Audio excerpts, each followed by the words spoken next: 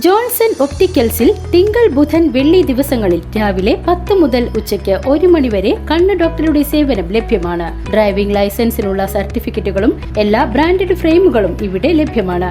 കൂടാതെ ഡോക്ടർമാർ നിർദ്ദേശിക്കുന്ന എല്ലാത്തരം കണ്ണടകളും ജോൺസൺ ഒപ്റ്റിക്കൽസിൽ നിന്നും ലഭിക്കുന്നു. ജോൺസൺ കണ്ണട വ്യാപാരം ഡിവൈൻ ആശുപത്രിക്ക് എതിർവശം വടക്കാഞ്ചേരി. ഫെഡറലിസത്തെ അവഗണിച്ചും ജനാധിപത്യ മൂല്യങ്ങളെ കാറ്റിൽ പറത്തിയും അവതരിപ്പിച്ച കേന്ദ്ര സർക്കാർ ബജറ്റിനെതിരെ CPI വടക്കാഞ്ചേരി പ്രതിഷേധ പ്രകടനം നടത്തി. CPI തൃശൂർ ജില്ലാ എക്സിക്യൂട്ടീവ് അംഗം MR സോമനാരായണൻ പ്രതിഷേധ പ്രകടനം ഉദ്ഘാടനം ചെയ്തു.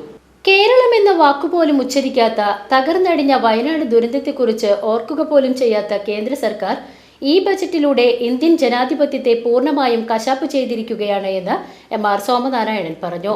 വടക്കാഞ്ചേരി മണ്ഡലം സെക്രട്ടറി MU കബീർ സന്നിഹിതനായിരുന്നു.